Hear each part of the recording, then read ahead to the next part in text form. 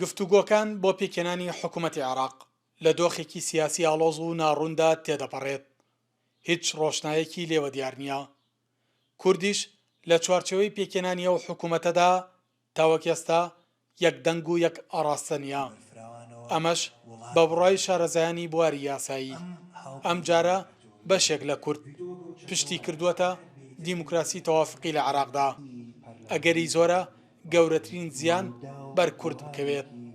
ئێمەی کورد کە تا ئێستا خێشتانە دەیان و چەندین تەنگ و چەڵەمەی مەزهەبی و تایفی و نەعەراتی جیاجیا دەبینینەوە بەرامبەر ئەو پێکاتەی کە ئێمە وەکو کورد لە کوردستاندا وجودمان هەیە لەو دەستورەدا. بەڵام بەداخەوە دەبینیت پشتکردن لە دیموکراسی تەوافقی نەک بەرامبەرەکانمان خۆمان خەریکە ئەو تێزە بەلاو دەبین. من ڕای من هەڵەیشی گەورەیە ئەبێ بە هەردوو دەستی پێوە بگرین و پشتکردن لە دیموکراسی تەوافقی واتە بۆ ئەم قۆناغە ڕاگوزەرە ڕەنگە هەندێک لە بەرژەوەندەکانمان هەندێک لە مافە دەستوریەکانمان بکەونە بەر هەڕەشەوە.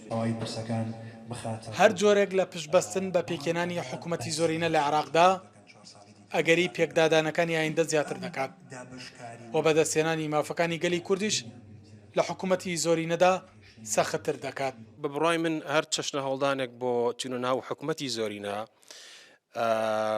جگە لە تێڕوانی نیساویلکانە بۆ ئایندەی حکومڕانی عێراقیشی دیکە نیە بۆ واتایی کە ئێمە وەکو کورد لە عێراقا کەمینین و ئەگەر لەم ئینتیخاباتیشدا یاخود لەم حکوومەتی داهاتوودا سەنگ و قورساییمان هەبێ ئەوە گەرنتی نیە لەوەی لە داهاتوودا ئایا حکوومەتی زۆرینە لە دژی بەرژەوەندەکان یاخود لە دژی بچووکردنەوەی قوارەی سیاسی هەرێمی کوردستان نابێکە لە ئێستادا بە بڕای من کۆمەڵی مەترسی جدی لەسەر هەرێمی کوردستان هەیە. بە بڕای مامەسایانی زانکۆ بەشداری کورد لە چوارچێوەی هاوپەیمانێتیەکی بەهێزدا بۆ پێکێنانی حکوومەتی عێراق ئەگەرەکانی بەدیهێنانی مافە مەدەنی و دەستوری و سیاسیەکانی گەلی کورد بەهێزتر دەکات.